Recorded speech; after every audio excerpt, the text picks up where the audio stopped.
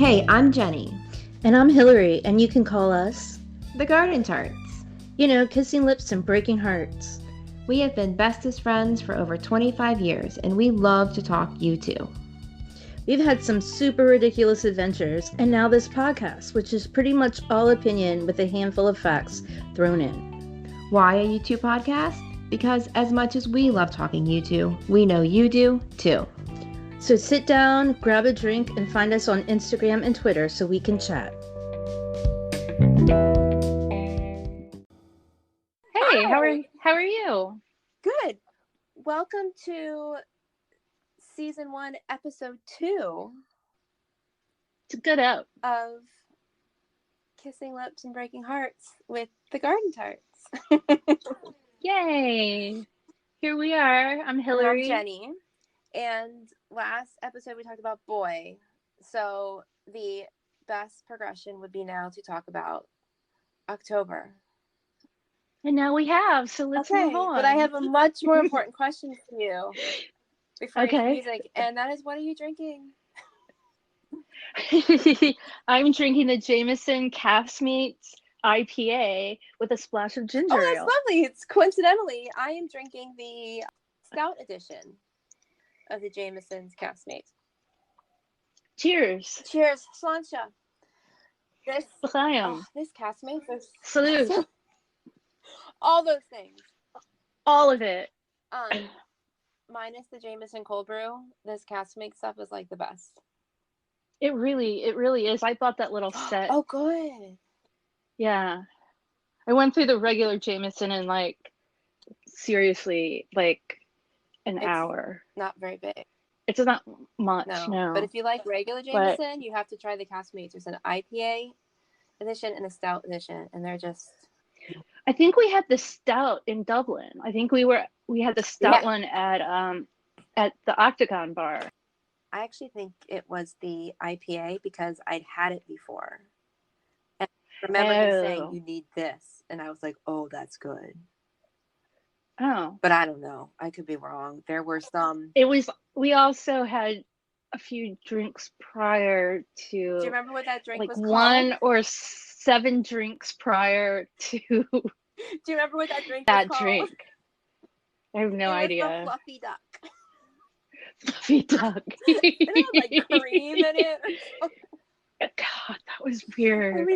They always have a very sweet,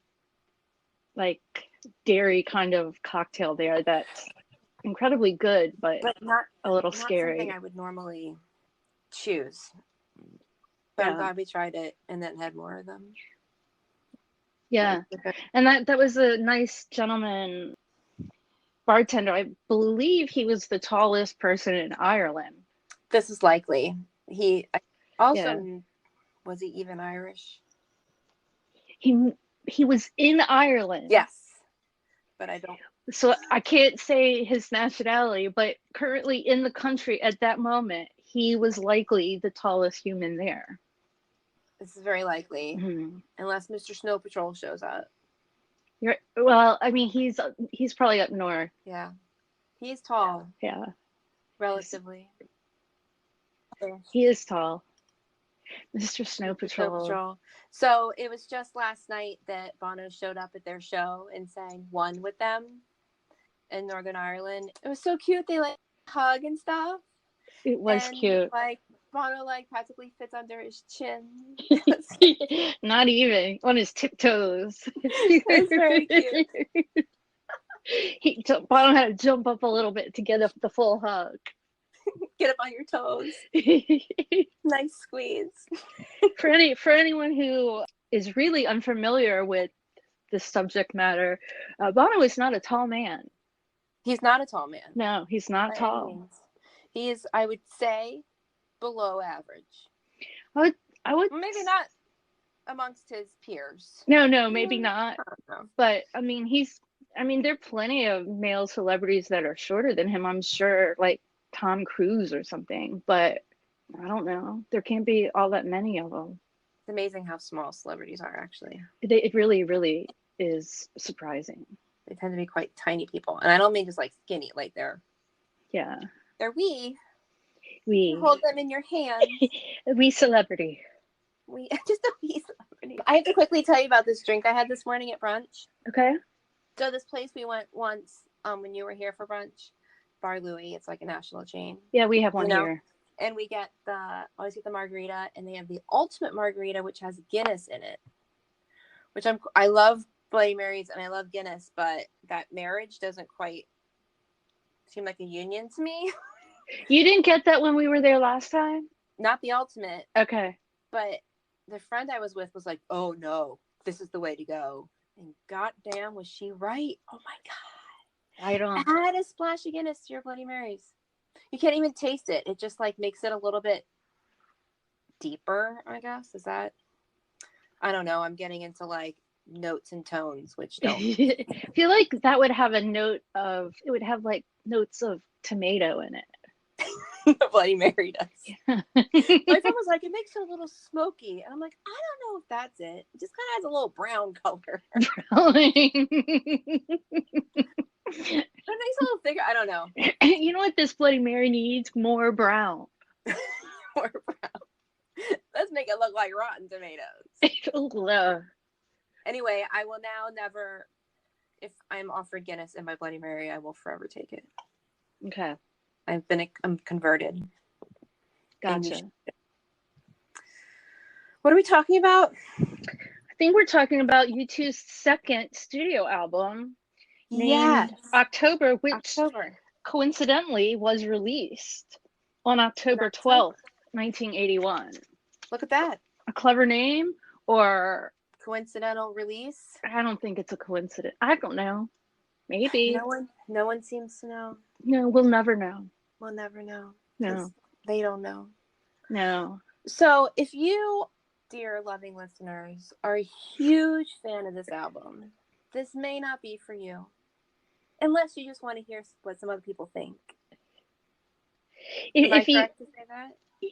If you're listening to this and you're a huge fan of this album, please send us a direct message and we'll give you our phone numbers and find out what's going on with you, because you might need some sort of assistance or guidance or something, because I don't understand why you would like it that much. Well, I could see some people, if like they're kind of like original fans and like this was all like new stuff and you get really excited about things, maybe the religious tones, blankets, they're not tones, they're like, it's like a weighted blanket, it's not a like tone, full 25-pound weighted blanket, what are important to you, that's just fine and dandy. And you know, if you really do like it, God bless you. I literally mean that. God bless you, because literally God, and obviously people liked it enough that it continued. I believe that in today's music world, and I know that we've talked about this, in today's music world, where if your first single tanks, you're like toast, like you don't have any chances, but everything's so manufactured anyway. But if this was your second album, you would never have a third. Well, but the music industry was different then. Totally different. It topped out on the UK charts at 11, which is not too shabby. And the US, it topped out at 104. So it we'll get there, but they released Fire before the album. They released Gloria and Fire before the album. Fire was their first UK success. Yeah, Fire was released on July 27th, 1981, and Gloria on October 5th, 81. The album was later in October? The album was released October 12th. It was recorded in April of 1981 and then July to August of 1981. It was recorded at Compass Point Studios in Nassau, Bahamas. Fancy for some young lads. The North Side. Chris Blackwell's place. Chris Blackwell, who, if you don't know, he was the founder of Island Records, who signed U2. He had, I guess he saw something good there, but we all bless him for it. Yeah, but interestingly though, part of the album was recorded in April of 81 at a sound check at a gig in Minneapolis. Really? Yep. Wow. And then that was during the Boy Tour. It was during it was the last leg of the North American Boy tour. And of course, Compass Point Studios, Nassau, Bahamas, and Windmill Lane in Dublin. Again, for people who don't know the backstory, apparently Bono had written lyrics for October, and he had them in a briefcase, which was stolen from him by some fans backstage. And it in Portland, Oregon. And it made them very short of time because he had to pretty much start from scratch with new lyrics, and it cost them like 50 quid an hour to record, and so they didn't have a whole lot of time for this album. And it very much so sounds to me like it was rushed anyway. Like, that's good enough. Well, the music sounds great. The band sounds great, right? And rather put together, but the lyrics really take a hit. The lyrics really take a hit, and I don't know if it's just that I have the lyrics bother me so much that I know that they're written by Bono, that makes his vocals sound like crap to me. They probably don't, but I just listen to this album and I'm pissed off with him. So I feel like I can't enjoy it. And given second album, not a lot of money, recorded in a very short amount of time, I certainly understand that. That said, I still just don't like this album very much. But go ahead. No, you go ahead. I was to say, and I read somewhere that they were so heavily into that Shalom group, the really like deeply Christian group, that kind of became like their day job. Like the rock and roll was like they weren't focusing on the album, right? So it really did get kind of phoned in. So you said, which was I think the number one profound point of our last podcast about Boy, was that you don't relate because you've never been a teenage boy. And that pretty much, I mean, for me, that's also, but I've also never been, like a born again Christian, evangelical, whatever. I've never had like blind faith. I mean, I have faith, but I have faith in, it's my personal. I don't really have words to describe it. I just have faith in some stuff. But I'm certainly not biblical. It's not scripture. No, it's just, I don't know. I feel like people are like, how do you girls like this band? Well, you don't like teenage boys and you don't like religion, and well, I'll touch on that in a little bit. There's a song that I kind of touch on that with. Okay. But it just, this October, and this is my written statement of the day, I think. I hope I literally just wrote it, so I hope it comes out okay. But October just makes me uncomfortable. I feel like they're trying to use some sort of messianic Jedi mind trick sort of religion set kind of thing on me. And I don't think that is, regardless of what religion it is, I think when you have that much blind faith, you don't have a great view of reality. And I mean, be upset with me for that. I don't care if it's Jewish. I don't care if it's Christian or whatever. If you're entirely led by, faith like that, then it makes me uncomfortable, and I don't really trust that very much. That's, again, I have faith. I go to the synagogue twice a year and feel like I can get out of bed in the morning because I believe there's some sort of higher being, though I have no further thought about that. But I just cannot get behind just very, very religious sect stuff. Yeah. Sect, not sex. Yeah. That's a totally different conversation. That's a different conversation. Yes.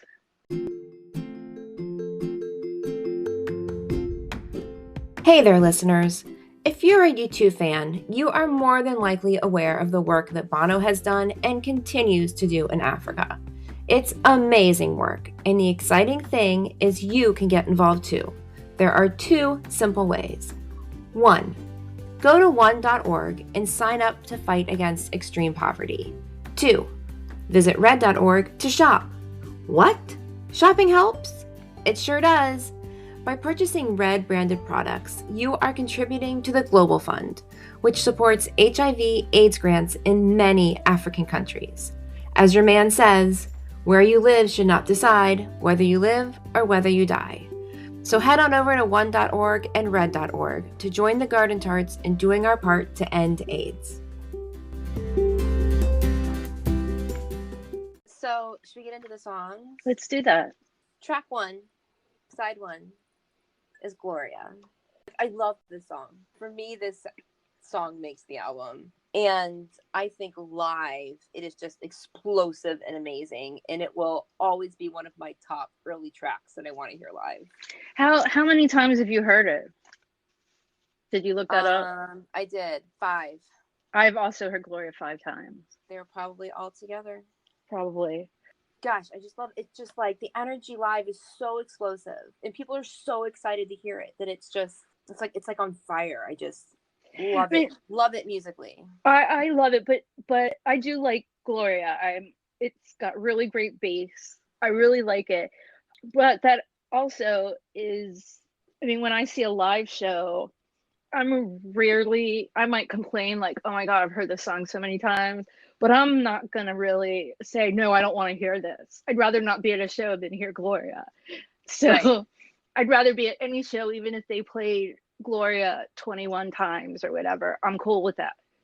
I just like being at those shows, and I do like it, but also there's never been a live song that I can say I regret hearing that or whatever. So I don't get all crazy excited, but I like hearing it. I definitely do. You wouldn't put it in your personal set list? No, I would not. I absolutely would not. And I might.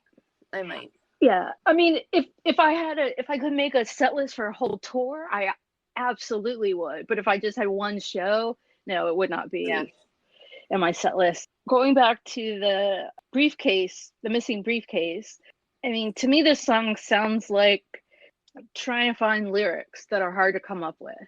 It's writing about not being able to write about. Right, exactly. So I've heard Bono say it, but a really long time ago, I haven't heard him say that in a really long time, but like writer's block, about how when you have that, you just write about that. It's something to write about too. Yeah. Which I love that. I mean, I don't have to write a whole lot for necessity, but you know, when I did, I just kind of used that. At least it gets you started with something. Right. And I was, creative writing major in college, and I remember hearing that and being like, oh, that it's okay. Write about that. There's always something to write about. Yeah. But so it's in the same vein as the Police's song "Do do do da da da." That's all I have to say. Yeah. So I mean, that just has a special place in my heart. That theory, and obviously do do do do da da da. That I put on a set list. Oh yeah. Yeah. Heck yeah. You too. You sing it. Whoever wants to sing it, sing it. So, do you remember when we went to see the Police? I remember very well. I know what you're gonna say. When I was pregnant, and I was like, "Why is my baby sleeping through this epic concert?" And then it wasn't until that song, "Do do do da da da," that she started jumping around. I was like, "Oh, they're speaking her language." I remember that so well. They're very that's one of those things I'll never forget. That was so crazy cool. It was the only time she moved the entire concert. And in general, when you're pregnant, the louder the noise is, the more it lulls the baby to sleep. So that makes sense. Yeah. But I really wanted her to soak up the music, and she was just waiting. Well, now that she's born and everything, and a tween, does she like that song? Have you played it? I don't know if she's ever heard it. That was it. That was the one time. I'll have to play it for her. Yeah. Don't tell her that. Just play it and see what her reaction is. I will. So, something else, obviously, about Gloria, and I don't have any real insight into this, because I don't know these other songs. I've never dove into them more than just enjoying them superficially. But you know, like Van Morrison's Gloria and Patti Smith's Gloria have always I was been literally about to say that. They've always like intermeshed. We had the same thought. Yeah. What are the odds? I'm just like, it's not Gloria. It's Gloria. Yeah. But anyway, go ahead. And I realized those songs obviously had an influence, I think, on this musically. And I mean, I don't want to say obviously. I've read that. Yeah. I just don't understand all the connections. Well, so if y'all are interested in that, look into it. Yeah, let us know. I kind of take Gloria though as being Latin, like glory, like okay. Yeah. Like, I don't know, have you watched Victoria? And that intro song is... Well, I did. I watched the first season, but I don't remember the song. Yeah, the intro song is some Latin thing with Gloria something, yeah. I think. It's a good song. It was a while ago I watched that first season. Are there more seasons? How many seasons are there now? I think there are 3. I haven't finished watching the 3rd one. I kind of veered off from that. I'll have to log. Okay. So the next song is I Fall Down, track 2 of album 2 by U2. Oh. That just came to me. That wasn't anything that was planned. That made me dance a little. That's a song you could write about right there. I have like one interesting thing about this. 2 interesting things. No, one interesting thing is that like so many of Bono's lyrics are taken so literally, like even if he's not writing from his perspective, it seems to be from his perspective. That this is one of the only songs that I can think of where there are like protagonists. Yes. With this Julie and John. I have that note too, that it's not about him. It doesn't have to always be about him. And it's a little like egotist. I just found myself kind of like like it's a little peppy little number. It is a little peppy. And there's so much I want to call this October : the era of the hi-hat. Or Larry introduces the hi-hat. Discovers. Like every song like band discovers hi-hats. It's like, did he just 1981, get it? Yeah. Maybe it was brand new and he wanted to hit it a bunch. Yeah. And it works, but it's in like every song. Yeah. Well, I have this story that a guy told me once who actually is from he's from New York, but he lives in Virginia. And way back, like many years ago, I don't know how it came up, but we had a conversation about, he's a doctor, we had a conversation about U2, and he claims that he's John from Jonathan. And he had this, and this is the other thing,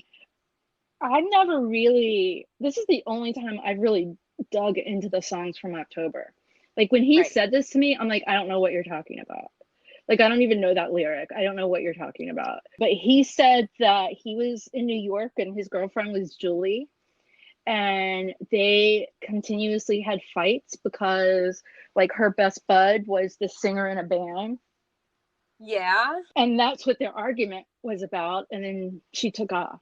That's all I got. He swears it's him. His name is Jonathan for reals. But for some reason, I feel like, maybe he knew her or something, but there's no way that's actually him. Hey, Hillary. Yeah. Everything can happen. Everything can happen. I still don't buy that. I just really don't. For some reason, that story's never sat well with me. That said, I don't think he's making it up. He believes it. That's fine. Yeah. Yeah, he believes it. But it was, he said that was their only fight, basically, was that she spent all her time with this dude in a band, and he was like, I'm still here, Julie. And she's like, but I'm hanging out with this dude, John. And it didn't end well it ended just great for John. He has a lovely wife and very beautiful, smart daughters, and everything ended up really good. Now I can't speak for Julie, whatever happened to her, but Bono turned out okay, and John's doing fine. John's doing great. Julie, hope you're good. Hope you're good, Julie. Reach out, DM us. DM us. Instagram and Twitter, _, garden tart. But somehow you have to prove you're Julie, and I have no idea how to get you. If you can think of how to do that, then definitely. She'll We don't want to know. just hear from any Julie. We want to hear from that Julie. There's got to be pictures or something. Something. But if we can go back to lyrics, dude. And for someone who improvises so well at the mic, this was just, maybe it was the pressure, I don't know. If I could read the last verse to you, it is, I fall down, I'm falling down, I fall down, when you fall down, when I fall down, it's when you're falling down, when you fall down, I fall down. I can top this later on the album, but okay. That's pretty bad, you know. Oh my gosh, can you hear my dog? No. Logan, what are you doing? He's meet Logan. He's our mascot. So, should we give a little tutorial, a little one-on-one on how not to steal Bono's lyrics? How not to? I don't know how not to do that. You don't. If you have them in your possession, don't take them. Oh, yeah, don't take them because the rest of us have to pay for it. And spoiler alert, the lyrics were returned to him. The briefcase was returned to him eventually. But the lyrics weren't in it, were they? Yeah, and he said they weren't that good. Like he blamed the album on, you know, his lost lyrics, but when he got it back, he was like, yeah, they weren't that good. But there was like his passport and like money, but all that stuff was in there. There's like a few $100. Yeah, I think it was. But I don't know. I bet he cried. I would have cried. I would have called my mom. Oh, that was a terrible thing. That's too soon. I'm sorry, Bono. He could have called your mom. And my mom would have helped him. My mom would have too. He's got people Ann that and think... Leslie would have been right there. And you know, my mom's name is Leslie Ann, just so you know. Oh, there you go. Yeah. Leslie Ann and Ann. Leslie Ann and Ann. One time that you might have heard about, I was in Dublin, and I happened to be somewhere where I needed a ride. And this car pulled up, and it was a Mercedes, and the seats inside had cow print covers on them. It was Bono. No. Yeah. And he was like, come on in, I'll give you a ride back to where you're staying. And I go. Oh my God. By the way, I've heard the story. I go to sit in the back seat because another friend gets in the front seat. And there on the seat is his laptop bag. And he says, he's like, just put it on your lap. And I'm like, but didn't this not work out so well one time before?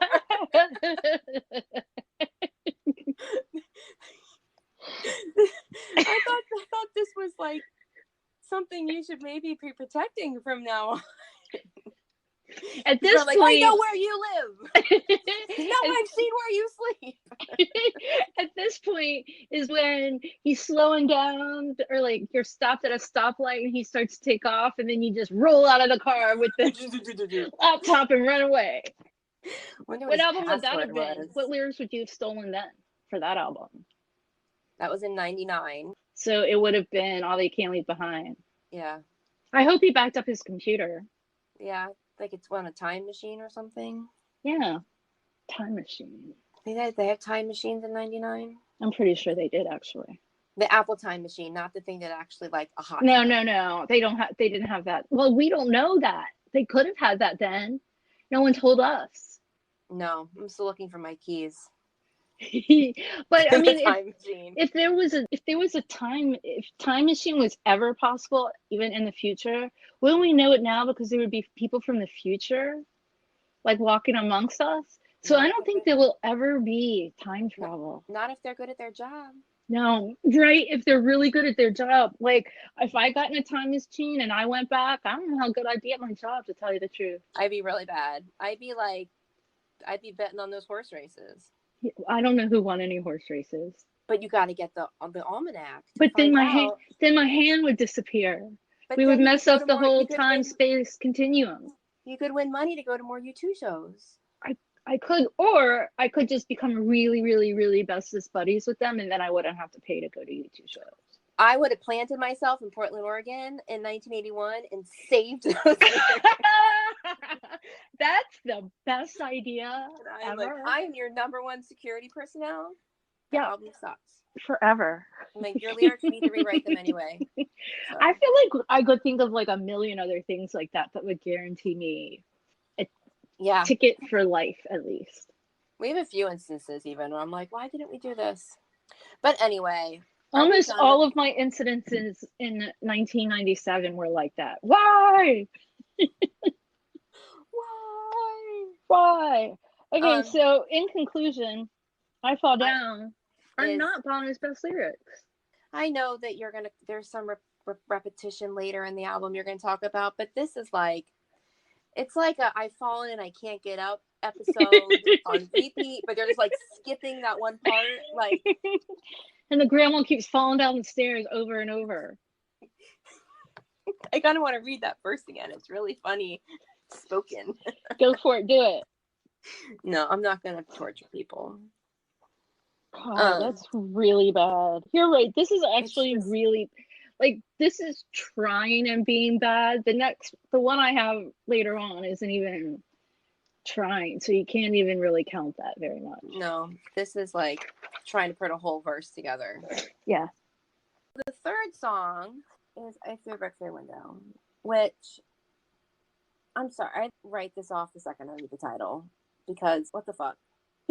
Like, that's not poetry. Let alone a song title.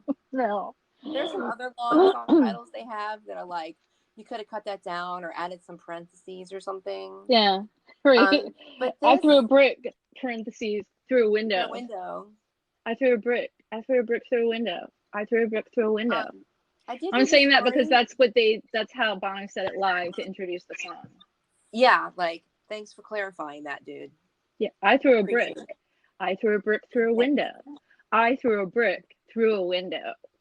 In case you missed it the first 2 times. Did you read the story behind the song, though? It makes so much sense.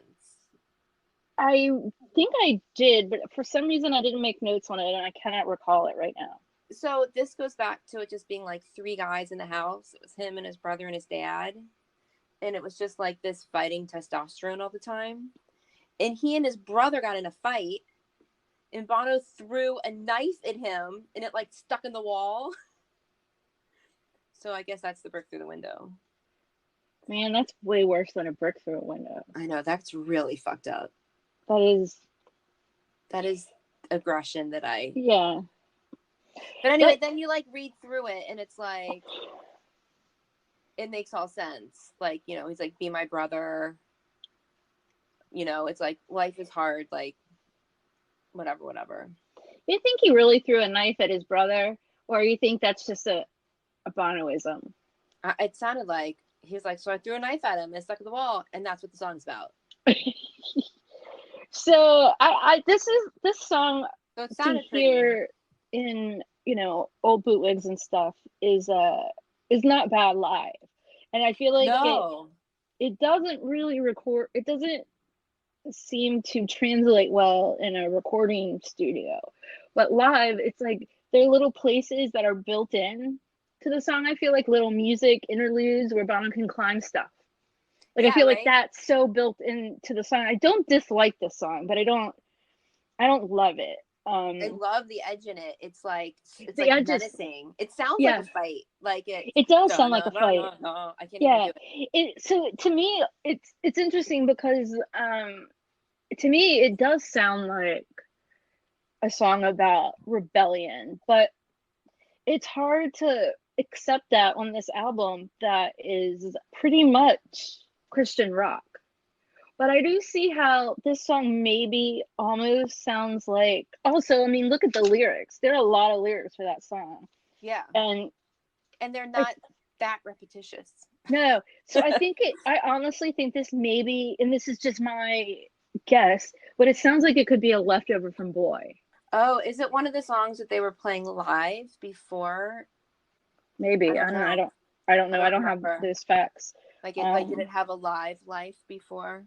I don't know, but it sounds like, to me, it doesn't fit very well on this album. But I mean, just live, it's a great. I mean, I'm not that I've ever heard it live, but it's great to hear. I hear Logan again. Oh, he's outside barking now. I guess I should close the... That's our mascot again, chiming in. This is what happens when you do things from home. I hope that you all can appreciate that. Yeah, and we don't have any sponsorship. We don't have any fancy places to record. Like, I'm in the guest room of my house in Newport News, Virginia. I am in my official office. Yeah. It just happens to be my home office. We are sponsored by our own whiskey collection. Yes. But we weren't sponsored by them. We purchased them as a tribute to what we do here. Yeah. We would love if Jameson's listening. I mean, like, we'll take it. Right. We will drink more Jameson and talk more about it. Yeah. So if you're listening, Jameson, we love you. My glass is getting empty. Where's the bartender? I've got a long way to go to get another glass, so I'm trying to make this last as long as. So I'll read this quote because I just found it from Bono. And I'll reference, this is from Niall Stokes. It's from the U2 Songs and Experience book. He said, "There was a row in the house. My father, my brother, and myself didn't get along at the time. I remember throwing a carving knife at my brother, and it's sticking in the door. I missed, but that's what I threw a brick through a window was about." So I could see if this is so tangible. Yeah, that sounds about. Unlike everything else they're writing about, which is like confusion and religion, and they were really disconfident about what direction they were going. Disconfident, by the way, kids, is a word. It is not a word. It's not a word, but one time in 1997, Bono said it to us. He actually used the word disconfident.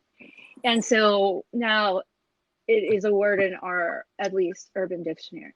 Yes, it's in our, and we will continue to use it during this podcast series.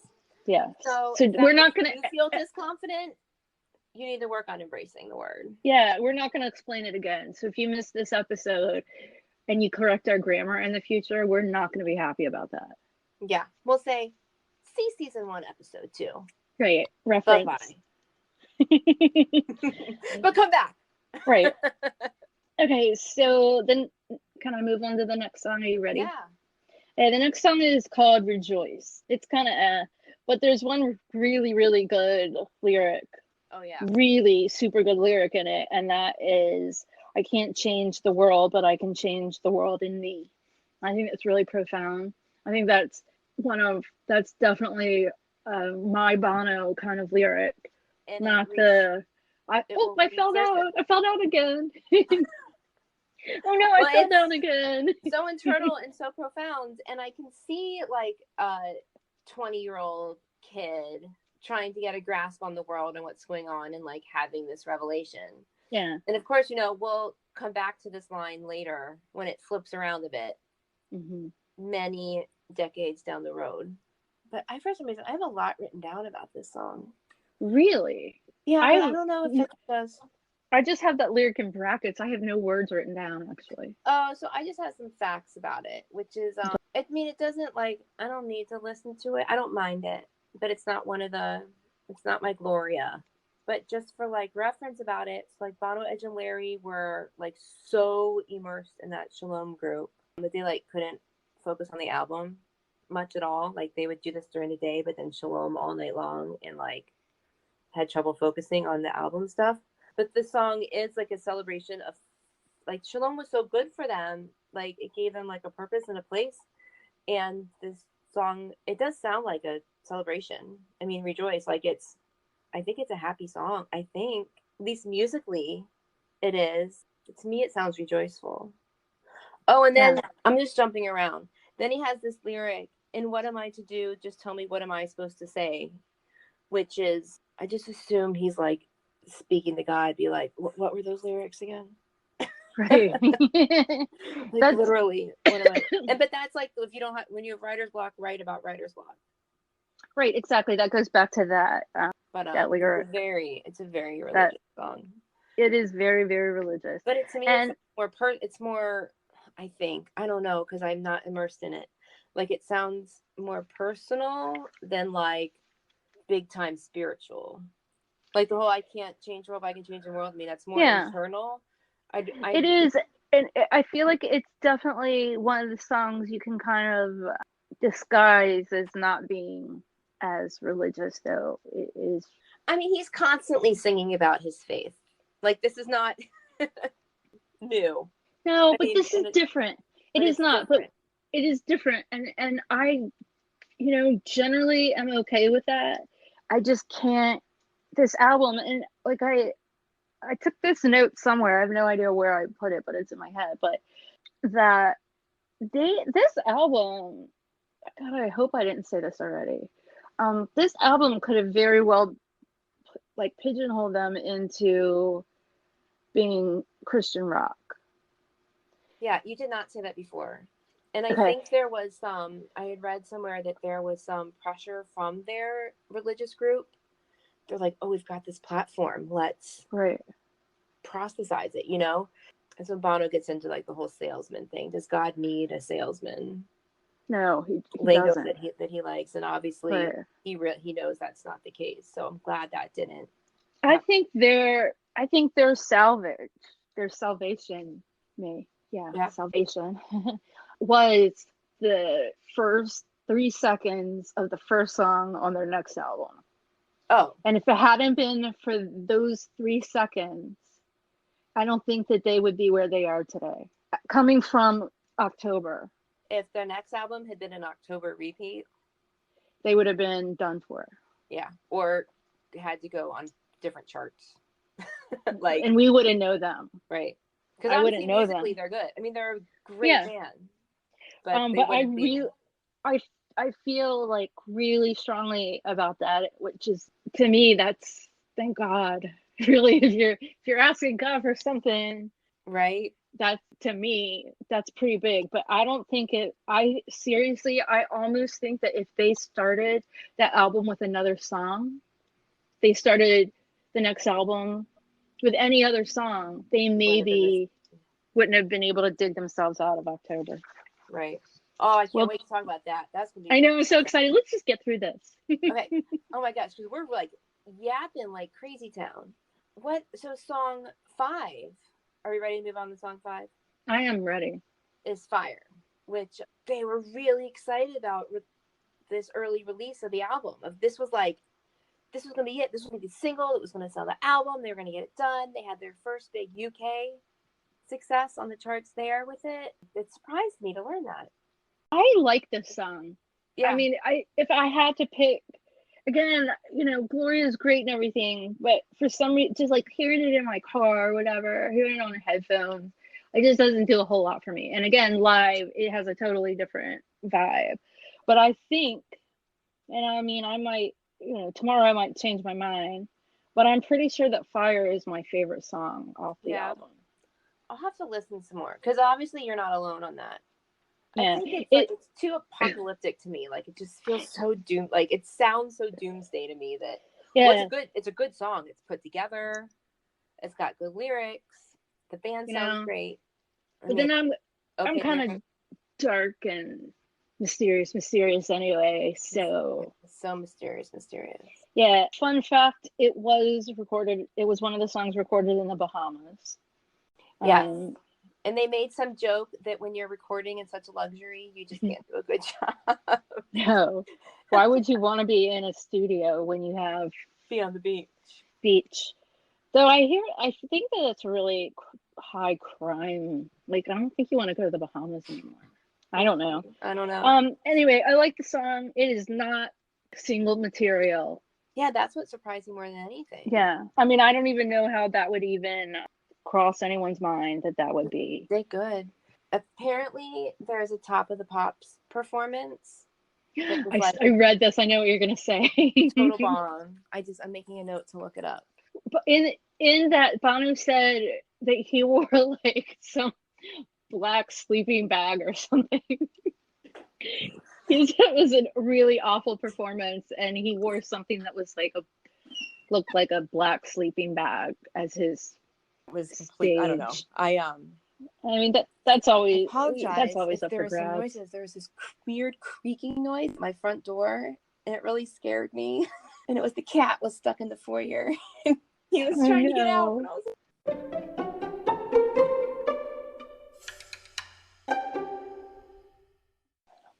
So the sixth song off the album is Tomorrow. Oh, what a sad song. This is a beautiful song. Sad. Beautiful. I like it, and it's interesting because it's really Irishy sounding, which is so with not the pipes. You too. It brings in like a whole nother instrument. So this song, I feel slightly betrayed by this song. You do? I do, because I hear it and I get all the way up to right before the end of the song, and I'm like, oh, it's so sad. Bono lost his mom, and that's what this is all about. And then when I get to the last lyrics, I don't think it's about his mom at all. I think it's about Jesus coming back. And then when I read some stuff about the song, and he said that originally he said it was about Northern Ireland. Yeah, which is baloney. Total baloney. But like, if you read those lyrics, he could have written that song about Jesus coming back just as easily as it's about his mother. And then the end where it says, I'm going to be their mother. I mean, he's going to be with he's telling his mom he's going to be there with Jesus when Jesus comes back or whatever. So you really could.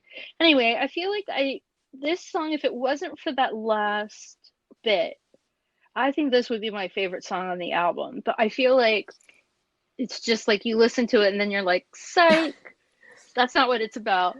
Yeah, I don't feel betrayed by that part. I mean, I understand, we've talked about our kind of discomfort with that level of kind of preaching, but to me it's so obviously about his mom, and no song is ever about one single thing, and no, it's not. I think it's and I mean, it was the loss of his mom that's when he dove into religion, was after then. So those are, in my mind, those are allowed to be tied together. Absolutely. And maybe he wants to talk about it with his mom. Right. And it's all allowed. I mean, obviously. Yeah, of course. But I just, in terms of my comfort level with lyrics, I'd totally be in on this song. I mean, it's a beautiful, well-written, amazing song. I just don't like the ending subject matter. Yeah. Just because I feel like, and look, again, I'm not knocking Jesus or anything. Of course. I'm Jewish, but still, I'm not knocking anybody's religion. I just feel like this album is so trying to like convert me. Yeah. And I don't like that. I mean, it didn't work because I heard the album, 100 years ago, and I'm still Jewish. So and you still love the band. Wah, wah.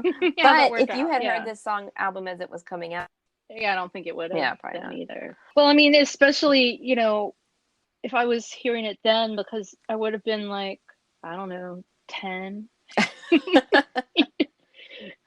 Like, oh, this is some good rock and roll music. Oh, to quote some other podcast. That was like getting that in there, Jenny. I didn't do it very well. NT Shabs. I didn't do it very well. Some good. You did it. You did it. Just rock and roll music. No, to me, it's like there's no other definition. Like, this song, it only has one topic to me. Right.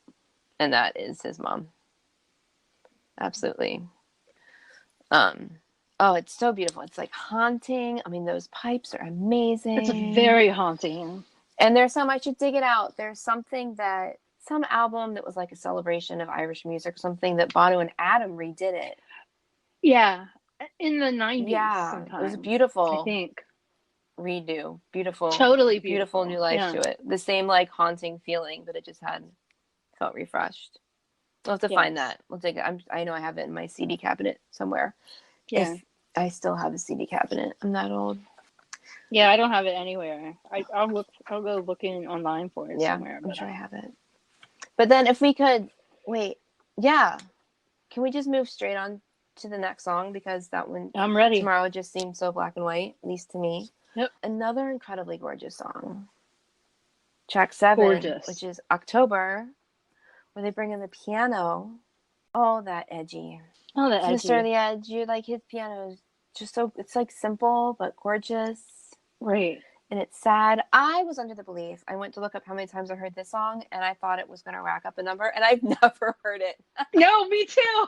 I was like absolutely sure. Positive. I could picture it on the Positive. piano with the E stage.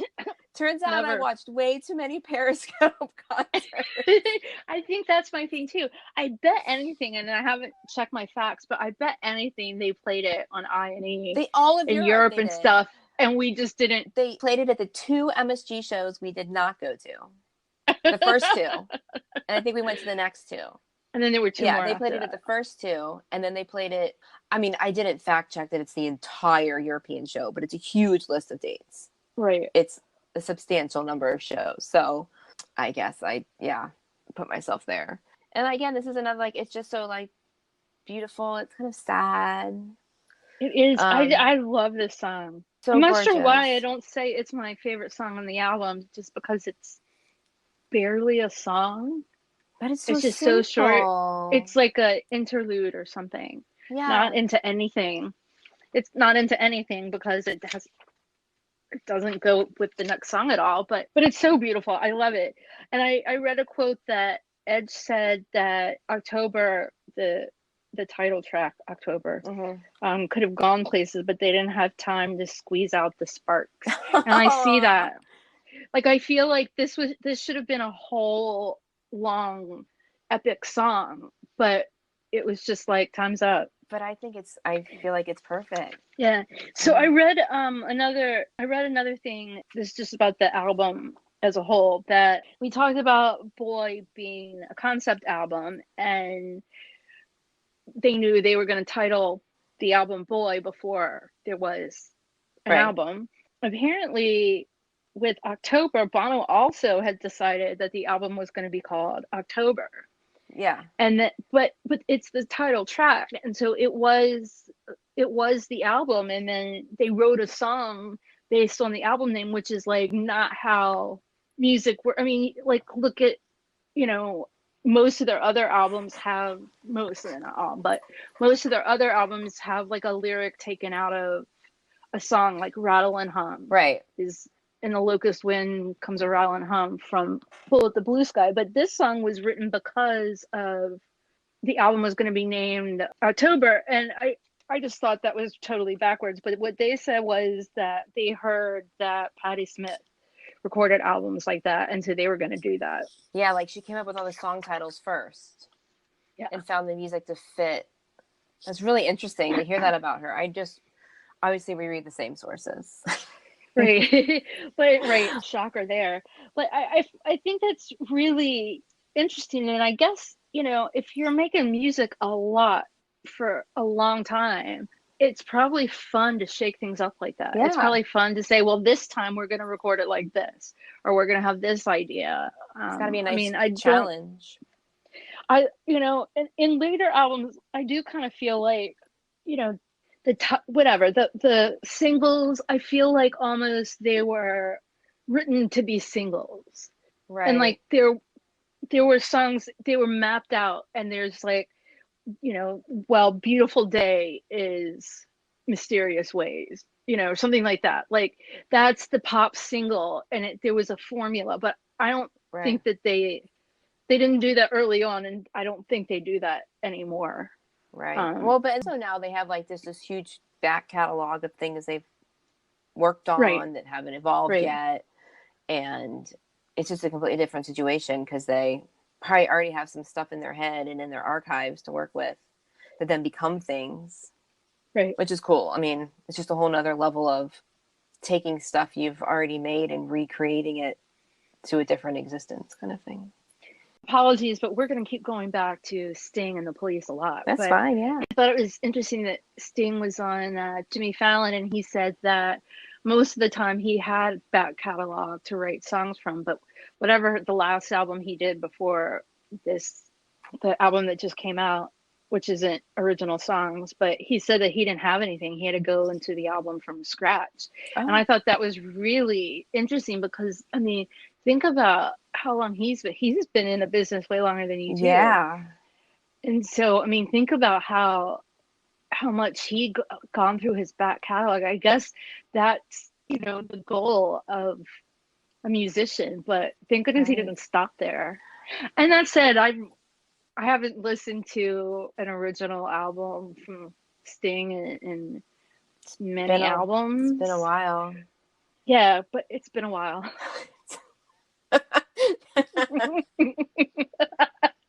Oh, drink.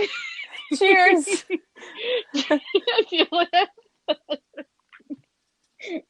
If you know, you know. Moving on. If you don't know, it doesn't matter. I was just if you don't know what it is, it must be art.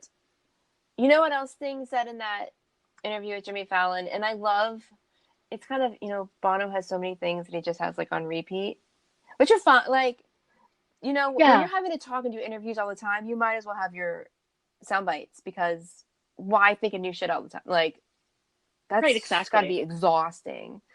Right. But this whole, you know, everyone in the fan base knows that U2 songs, they're never static. They're constantly, they evolve. Like, it's something on the album, and then they take new form if they become live, and they keep growing. The songs keep evolving. And Sting said the same thing, because his new album is all old songs. But he's like, you know, people get mad because they hear me redo an old song, and they're like, well, why did you change this, change that? And he said, for me, the album recording is just the starting point. That's like the birth of the song. And then as you play it live over decades, it's like growing up.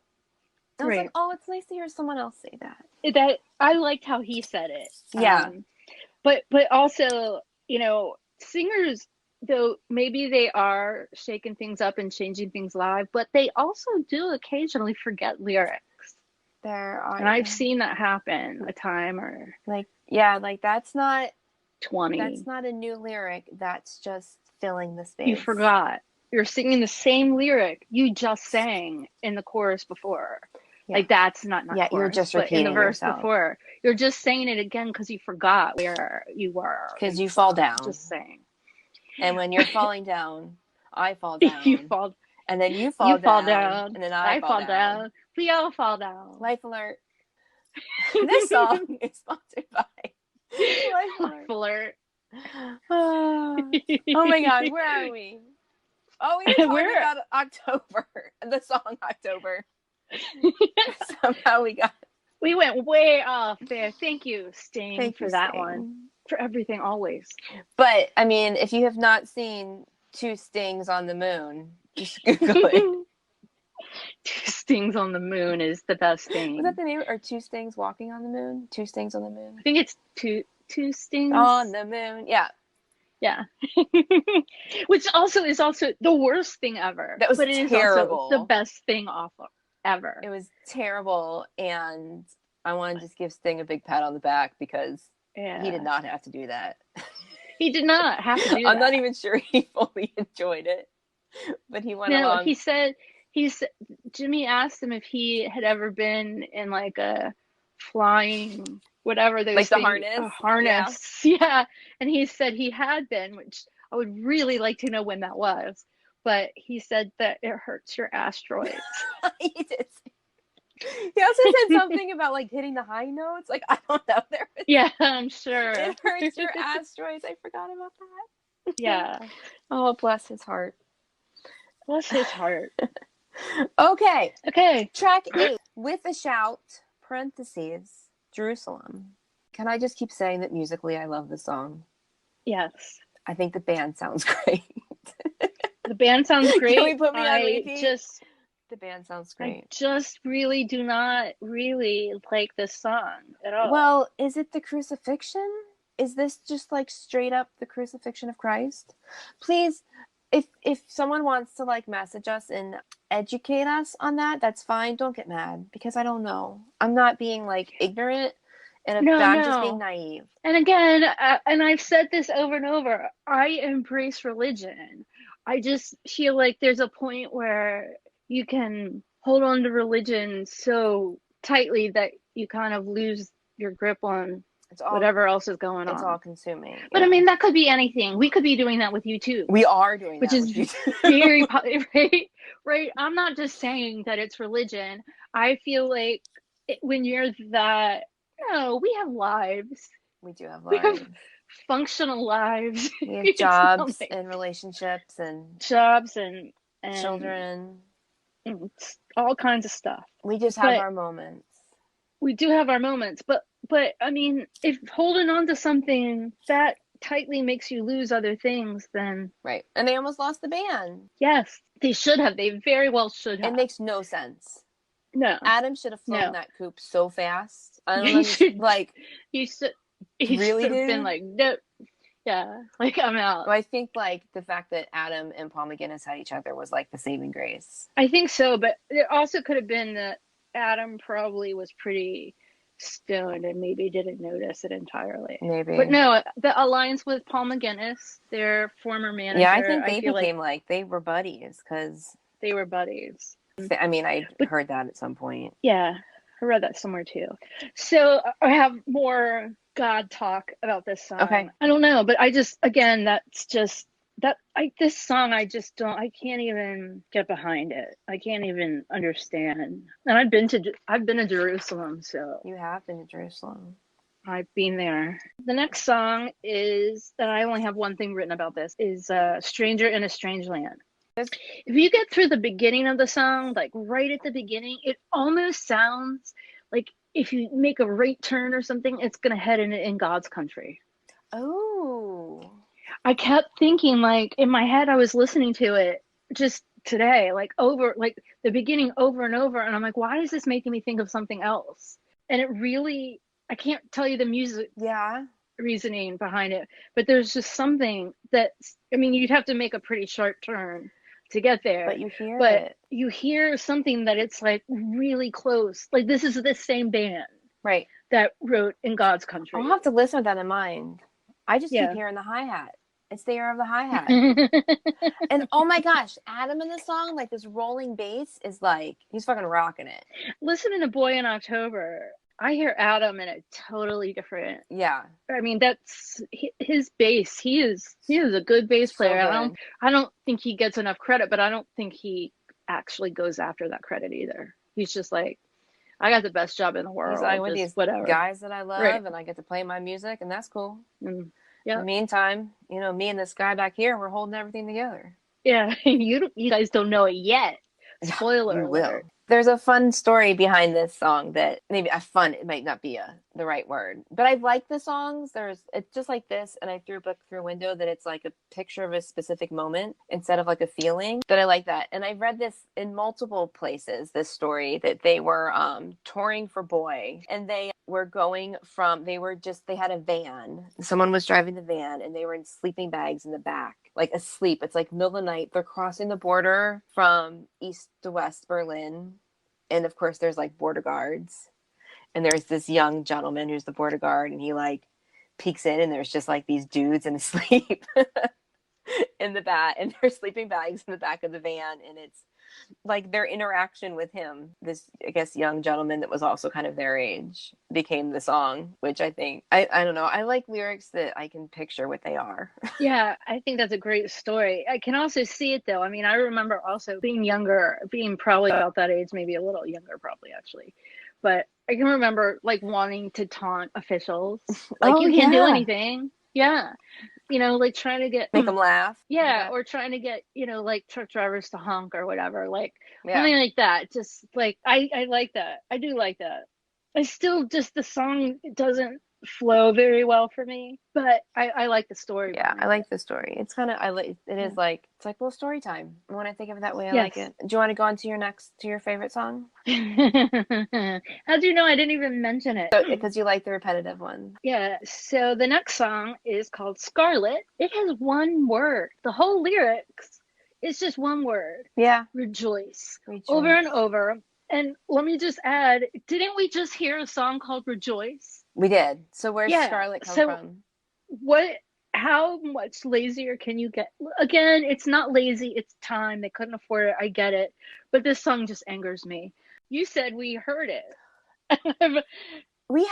I looked it up. I've heard it five times. I've heard it 3 times. I have no memory of it. It was on the 360 tour. They played it. It was on the 2011. Yeah, they played it between Sunday Bloody Sunday and Walk On. I can only imagine that maybe it was a slight intro into Walk On, but it is listed as a track, not a partial, not a this, not a that. Like, I need to find a bootleg. Right. Because this blows my mind. Yeah. So I don't know. You know what it becomes? 40. Yeah.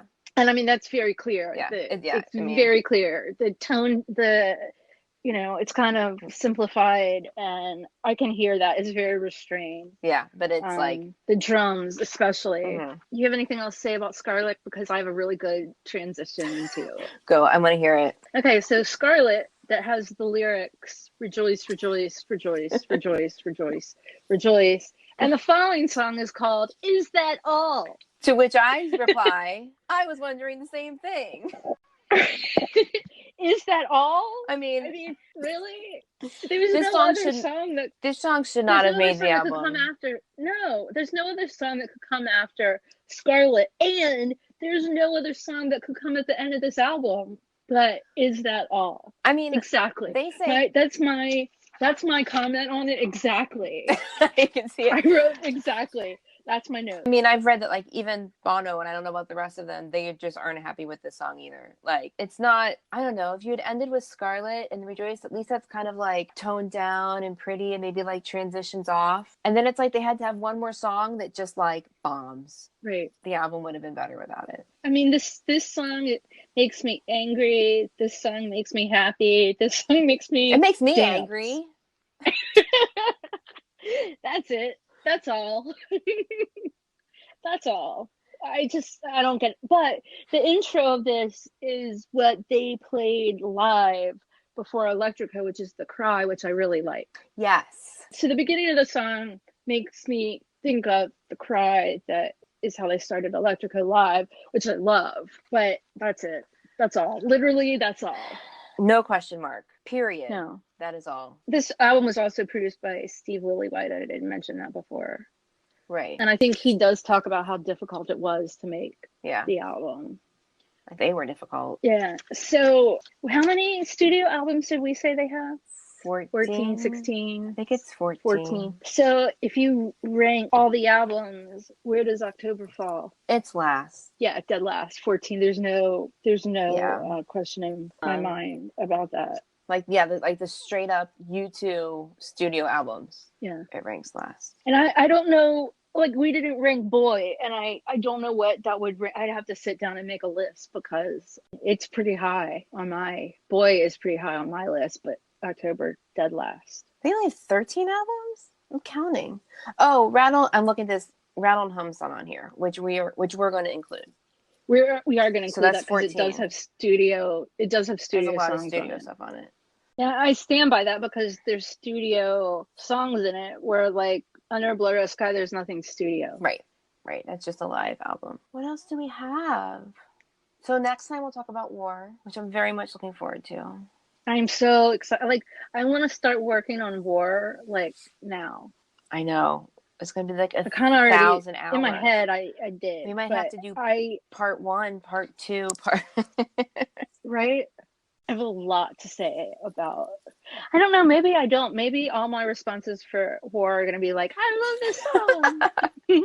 I love this song. No, I love this song. Oh, this one, I love one too. Well, I think we thoroughly shared all of our thoughts on October. Again, if you love this album and don't like the things we had to say, of course, that is your opinion. Absolutely. And we have our opinions, and that's fine.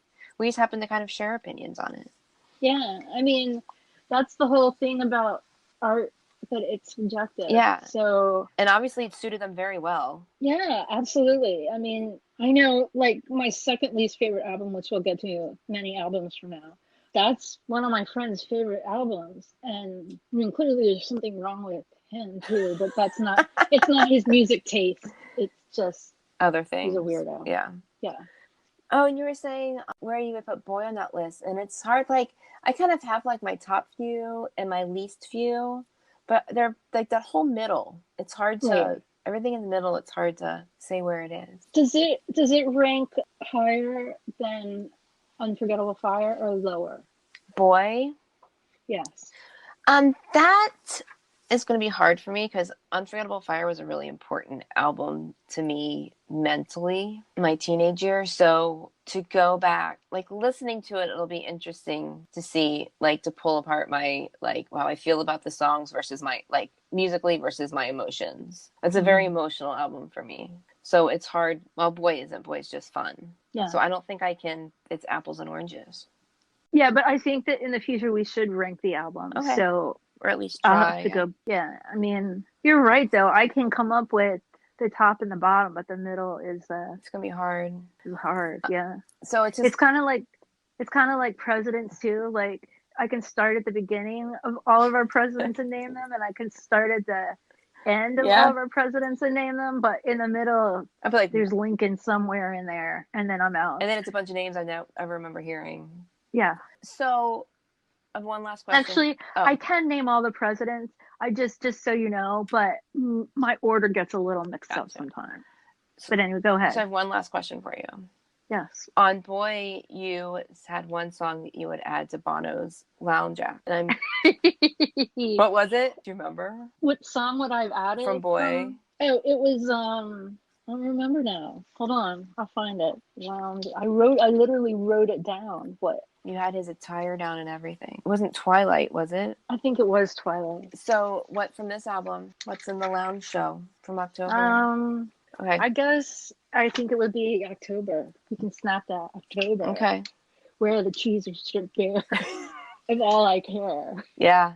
All I wear, what do I care? I don't know. I just screwed up the lyric. Right. But I feel like that would be okay. You can snap that, and you can have like a bass guitar. Oh, like a big, not a bass guitar, a stand-up bass. Yeah. And like play that in the lounge act. Yeah, and especially with the piano, it just all works really well together. I didn't think that through very well. That was just off the cuff, but I know for sure what my lounge act song would be for War, because that's how I came up with the idea of the lounge act from War, from the song in War. Well, I look forward to hearing it. Stay tuned for that. My brother and I actually came up with that. We also came up at the same time with a crazy, amazing reggae version of another song on War. Which I can't wait to hear about it. I still think that would be really good, and I feel like they've almost moved in that direction just a little bit, but not as far as we took it. Anyway, I look forward to hearing about it. Well, I think this concludes this episode of October, and I do. Let me just say this too. I do think that, though October really shouldn't be in that category, but to me, it seems like the three songs that once they get through the three albums that kind of end their childhood. Yeah. Are Boy, October, and War, and then they're grown-ups. Yeah, I agree with that. So I kind of do think of them as like those three albums are like a trilogy, I guess. That's what you would call it. Right. I think that's a good way to put it, for sure. Yeah. But I definitely have those three albums as like in my head as like a group. Yeah. I like thinking of them as a trilogy, and it's like watching them grow. Yeah. And blossom. Oh, I'm just so proud of them. And there are other albums that you can go like 2 by 2 with, but I don't think there are 3 albums in a row that feel like the same vibe. No, I think you're right. We'll have to think about that as we go. Yeah. But I think you're right. Okay, well, this has been really great. It has been great. I'm down to the end of my whiskey. Yeah, me too. I hope you guys enjoyed it and we didn't just like ramble about nothing too much. I don't think we did. I feel like I enjoyed it. Yeah, I certainly had fun. So, I mean, if you guys don't, then kind of screw you, but I'm kidding. We really want you to enjoy it. I know, we do. So also, just before we end this, start doing your homework and listening to War now, because that's what's up next. And that's it's always good to have, I mean, we're going to give you the cliff notes, but you really should hear the whole thing. It's more fun to listen. I mean, I think it's more interesting to talk about it or listen to a discussion if you have the songs in your head. Right. For sure. The other thing is that there's almost no excuse these days for not listening, because everybody has access to all the music. All of it, whether... I mean, you don't have to have, like, I know with Spotify, you can listen to the whole album without any sort of, you have to have a login, but you don't have to pay anything. Well, and it's going to be with commercials and shuffled. But Right, all the songs are there. exactly. But all the songs are Yeah. there. No, I think you can actually pick the whole album to play it and they don't shuffle it. You're still going to get commercials. Oh, interesting. Yeah. I'm pretty sure because I sent a link to Lauren to listen to it. Cool. Lauren, if you're listening, I certainly hope you listen to Boy at least. I understand. No excuse. She has no excuse. October, but no excuse for Boy, no excuse for War. Not just to Lauren. The rest of you are kind of off the hook. She just drank the Kool-Aid really fast. Really fast. And she needs to... coaxing through her stream. Yes. Her bloodstream. Okay, well, I think at this moment we should, sign off. We should sign off. What was our sign off? May your music be loud and your whiskey be strong. Until next time, cheers. Cheers. Clink. Clink, clink. Bye, Jenny. Hi. Bye. So seriously, until next time, y'all, we'll talk to you then. Bye-bye. Bye. Also, we love hearing from people and chatting with people, and of course, we love talking YouTube. So you can drop us a line on Instagram or Twitter at _gardentarts, or you can even email us at wearethegardentarts@gmail.com. We look forward to hearing from you soon. If you enjoy this podcast, we would love it if you would share it with your other YouTube-loving friends, as well as leave a review for us on whatever platform you use to listen to podcasts. We would really, really love that.